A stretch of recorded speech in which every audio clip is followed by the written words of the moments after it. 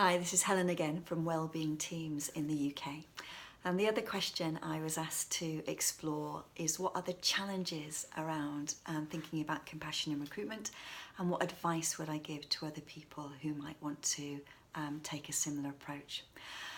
I think one of the challenges is how much attention to pay to self-compassion, because I don't think we did a lot of that in our recruitment process, and I do think it's fundamental to our ability to show up as compassionate people in the workplace.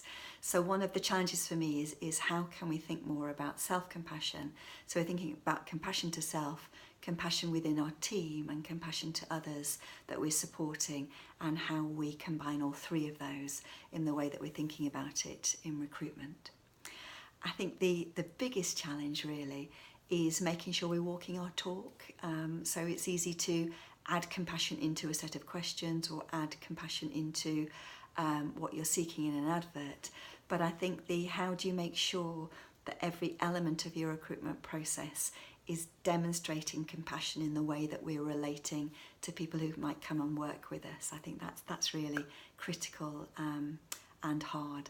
And because I think that the way recruitment is often structured can feel a bit brutal. So if you look at the electronic notice boards around jobs, you don't often get responses from people, you don't get acknowledgements that you've submitted information.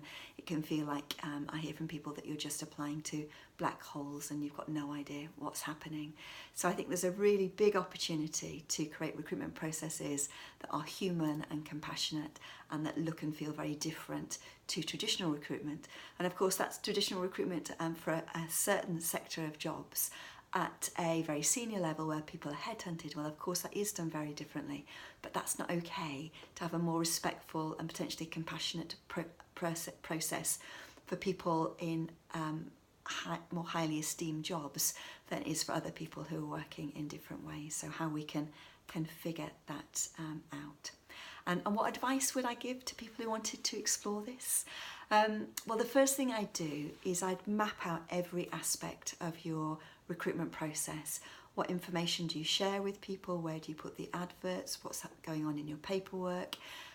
What are your interviews like? What happens after the interview? And then for each element of those, ask whether you are behaving as a compassionate organisation or a compassionate team in the way that you are delivering that. So are you demonstrating compassion in how you are behaving? And then is compassion embedded in throughout that process as well? So you're behaving with compassion as well as looking for compassion in what you expect people to be showing up with. And the other thing is, I guess, to be compassionate with ourselves. I do have a huge tendency to beat myself up for things not being perfect. So every time we do a recruitment process, we stop and we say, we use a process that we call the 4+1 process. What have we tried?